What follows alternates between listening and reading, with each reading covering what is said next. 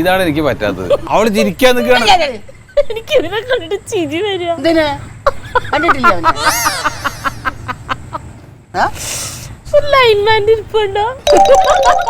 അവനിപ്പോ യോഗ പഠിപ്പിച്ചു തരാനിരിക്കുന്ന സാറല്ലേ? ആ സാറ്. അല്ല അവൾക്ക് തീരെ വിലയില്ല, പിന്നെ എങ്ങനെയാണ് നടക്കും? ഇല്ല ഞാൻ ചിരിക്കൂലേ. ചെയ്യോ? അതെ, ഇത് ചെയ്യാൻ വേണ്ടി തുടങ്ങുമ്പോൾ ആദ്യം നമ്മൾ ചെയ്യേണ്ടത് എന്താ അറിയാമോ? യോഗ ചെയ്യും എന്ന് നമ്മൾ മനസ്സിൽ ഉറപ്പിക്കുക. അത് നിങ്ങൾക്ക് ഉറപ്പിക്കാൻ പറ്റുമോ? അങ്ങനെയാണെങ്കിൽ ഇത് തുടർന്ന് ചെയ്യാം. അതല്ലെങ്കിൽ ഞാൻ മാത്രം ചെയ്തോളാം, നിങ്ങൾ നിങ്ങളുടെ പാട്ടിന് പൊക്കോ. ചെയ്യാം.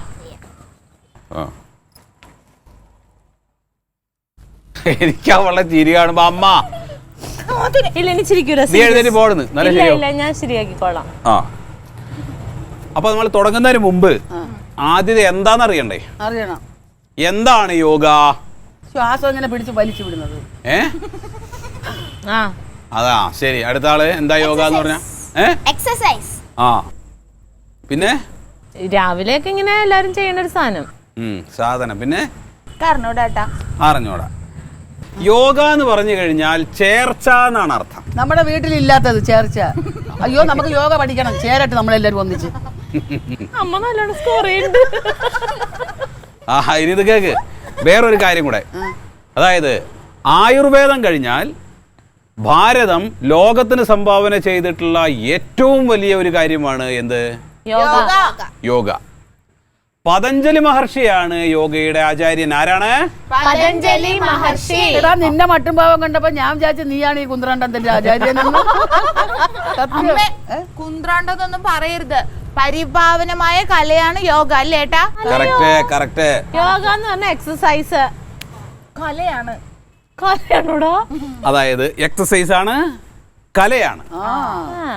നമ്മുടെ മനസ്സും ശരീരവും തമ്മിൽ ഒരുമിപ്പിക്കുന്ന ഒരു വലിയ കലയാണ്. നമ്മുടെ മനസ്സിൽ ഇപ്പം ചില കാര്യങ്ങൾ നമ്മൾ വിചാരിക്കും, അതൊരു പക്ഷേ നമുക്ക് നമ്മുടെ ശരീരം കൊണ്ട് പ്രവർത്തിപ്പിച്ചെടുക്കാൻ പറ്റാതെ വരും. ഒരുപാട് കാലത്തെ ജീവിതം നമ്മുടെ ശരീരത്തെ മാറ്റി മറിച്ചിട്ടുണ്ടാവും. അപ്പൊ ഇതാണല്ലേ ക്ലീറ്റോന് സംഭവിച്ചത്? അതെന്താണ് ക്ലീറ്റോന് സംഭവിച്ചത്? അല്ല, ക്ലീറ്റോന്റെ മനസ്സിലെല്ലാം ഉണ്ടാവും, പക്ഷെ ക്ലീറ്റോനൊന്നും ചെയ്യാൻ പറ്റണില്ലല്ലോ. അത് തന്നെ. അപ്പൊ അമ്മ വിചാരിക്കുകയാണ്, ഇവിടുന്ന് എഴുന്നേറ്റ് എനിക്ക് അടുക്കളയിലേക്ക് പോണം എന്ന് അമ്മ വിചാരിച്ചു കഴിഞ്ഞാൽ അമ്മയ്ക്ക് എഴുന്നേറ്റ് പോകണ്ടേ? അതിനാ എന്ത് വേണം? ശരീരം അവിടുന്ന് എഴുന്നേറ്റ് പോകണം. പക്ഷേ കൈയിന്റെ മുട്ടുവേദന, കാലിന്റെ മുട്ടുവേദന ഒക്കെ വന്നു കഴിഞ്ഞാൽ എന്ത് ചെയ്യും? പോകാൻ പറ്റുമോ? പോകാൻ പറ്റുമോ?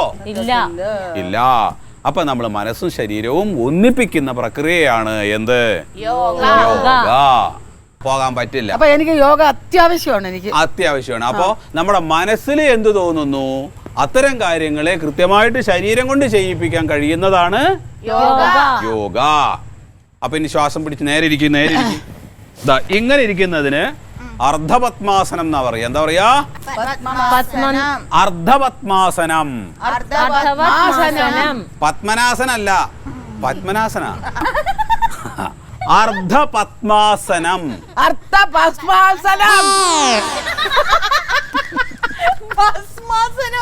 ഭസ്മാസനല്ലമ്മ, അർദ്ധപത്മാസനം. എന്തേലും ആട്ടെ ആദ്യം പറഞ്ഞേ. ആദ്യം ഇങ്ങനെ ഇരിക്കാൻ പറ്റുമോ നോക്ക്. ഇല്ലെങ്കിൽ വേണ്ട. എനിക്ക് എന്താ ഇങ്ങനെ ഇരിക്കാൻ പറ്റാത്തേന്നോ? ആ വെള്ളുടുപ്പില്ലാത്തോണ്ടാ. എനിക്ക് വേണം. ഞാൻ തുണി എടുത്തു തരാം, നീ തയ്ച്ചു കൊടുത്താ മതി. ഞാൻ മറിഞ്ഞു വീഴും, എനിക്ക് പറ്റത്തില്ല. എന്നാ പറ്റണ പോലെ ഇരുന്നാ മതി അമ്മ, പറ്റണ പോലെ ഇരുന്നാ മതി. അമേരിക്ക അറിയാട്ടാ. അപ്പൊ നമുക്ക് തുടങ്ങാം. സാവധാനം ശ്വാസം എടുത്ത് വിട്ടോളൂ. ലോകരാഷ്ട്രങ്ങൾക്ക് മുമ്പിൽ ഭാരതത്തിന്റെ അഭിമാനമാണ് യോഗ. ഭാരതത്തിന്റെ അഭിമാനോ? എന്നാ ഞാൻ പ്രോത്സാഹിപ്പിക്കും. ഞാൻ ഒരു പട്ടാളക്കാരന്റെ ഭാര്യ. തുടങ്ങി പട്ടാളക്കഥ. റെഡി. ഇനി സാവധാനം ശ്വാസം എടുക്കുമ്പം കൈ ഇങ്ങനെ വരണം. റെഡി? ഞാൻ ചെയ്യും പോലെ ചെയ്തോളൂ. ശ്വാസം എടുത്തോളൂ. ശ്വാസം വിട്ടോളൂ. ശ്വാസം വീണ്ടും ശ്വാസം എടുക്കുന്നു. കൈ കൂട്ടി വയ്ക്കുന്നു. ശ്വാസം വിട്ടോളൂ. ഇനി ശ്വാസം എടുക്കുമ്പോൾ നല്ലോണം വലിയണം മേലോട്ട്. ഓക്കെ, ശ്വാസം എടുക്കൂ.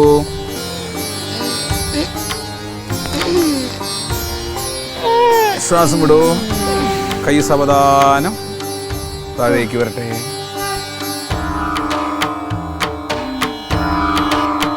ഇനി നമുക്ക് വേറൊരു പൊസിഷനിലേക്ക് ഇരിക്കാം.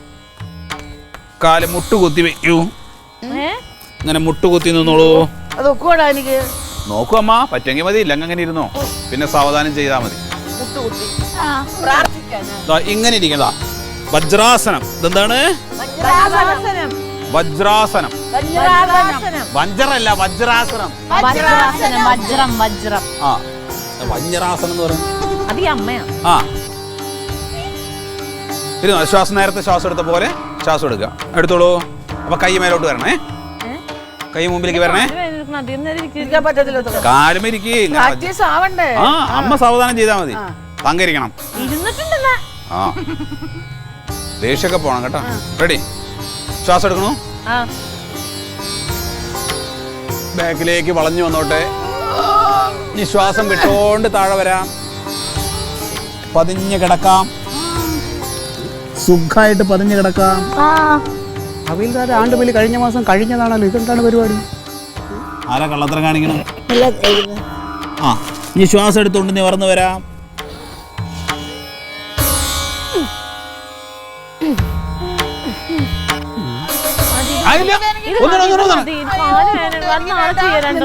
ഒരു പ്രാവശ്യം കൂടെ ചെയ്യണം. പറയണത് കേൾക്കുക, അല്ലാതെ എങ്ങനെയാണ്? നിക്കങ്ങോട്ട്. ആ, കൊടുക്കത്തൊരു യോഗ. മനുഷ്യൻ നേരം വെളുത്ത പോലും ചോദിക്കാം കഴിക്കാൻ എന്താണെന്ന്. അവാർഡ് സിനിമ പോലെ ഒരു ഇരിപ്പാ. ഒരു യോഗ ഉണ്ടാക്കി വെച്ചേക്കണം.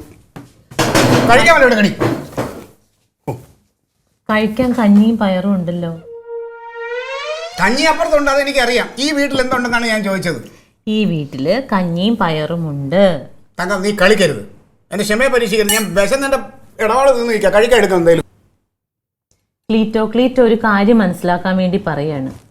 നമ്മുടെ വീട്ടിൽ ഇനി മുതൽ നോൺ വെജ് ആയിട്ടുള്ള ഒരു സാധനവും ഉപയോഗിക്കില്ല. ഇനി നമ്മുടെ വീട്ടിൽ കഞ്ഞി, പയറ്, ചമ്മന്തി, ചുട്ട പപ്പടം ഇങ്ങനെയുള്ള സാധനങ്ങളെ കിട്ടൂ. നമ്മൾ പ്രകൃതിയിലേക്ക് മടങ്ങണം. വേണ്ട, ഞാനേ ഒരു സത്യക്രിസ്ത്യാനിയാ. ഞാൻ ഇറച്ചി മീനൊക്കെ തിന്ന് വളർന്ന കുടുംബത്തിലുള്ളതാ. എനിക്കതില്ലാതെ പറ്റില്ല.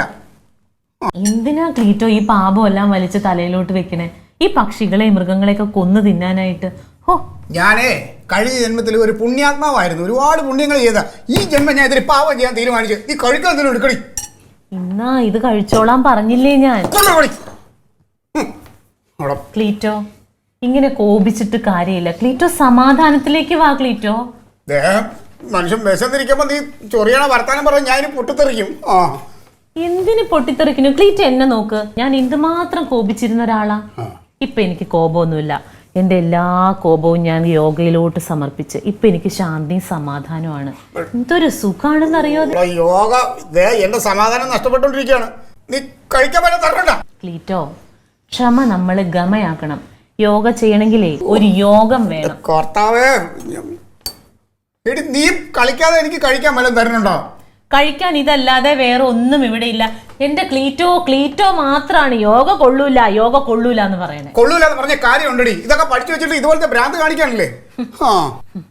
ക്ലീറ്റോ, നാളാ മുറ്റത്തുണ്ടല്ലോ ഒരു ജനസാഗരം ഉണ്ടാവും. അപ്പോഴും നിങ്ങൾ ഇത് തന്നെ പറയണം. എന്തിന്? അവൻ അവിടെ യോഗ ക്ലാസ് തുടങ്ങാൻ പോവല്ലേ? ഈ മുറ്റത്താ? ആ, അവൻ ചിലപ്പോഴേ തുടങ്ങൂ. ഈ മുറ്റത്ത് യോഗ ക്ലാസ് അവൻ തുടങ്ങിയ കാല് ഞാൻ അടിച്ചോടിക്കും. എന്തിന്? പിന്നെ കണ്ട നാട്ടുകാരെയൊക്കെ ഇവിടെ വീട്ടുകാരെ പഠിപ്പിച്ചോ, അതിലെനിക്ക് കുഴപ്പമില്ല. നാട്ടുകാരെ ആവനെങ്കിലും ഇവിടെ കാല് കുത്തിയാ ക്ലീറ്റോയ്ക്ക് പ്രാന്തളവും. ഇതാണ് ഞാൻ പറയുന്നത്. ക്ലീറ്റോയുടെ ഉള്ളിൽ മൃഗീയ വാസനയാണ് കൂടുതൽ. അവരുടെ മുറ്റം, അവരുടെ വീട്, അവര് യോഗ ചെയ്തോട്ടെ. യോഗ കൊണ്ട് എല്ലാവർക്കും നന്മയുണ്ടാവുള്ളൂ. ക്ലീറ്റോ, ഞാൻ മൃഗവാടി, ഞാൻ മതവളകി ആനയാണ്. ഞാനേ കരിമ്പും കാട്ടി കയറി എന്ത് സംഭവിക്കുന്ന അറിയാമോ?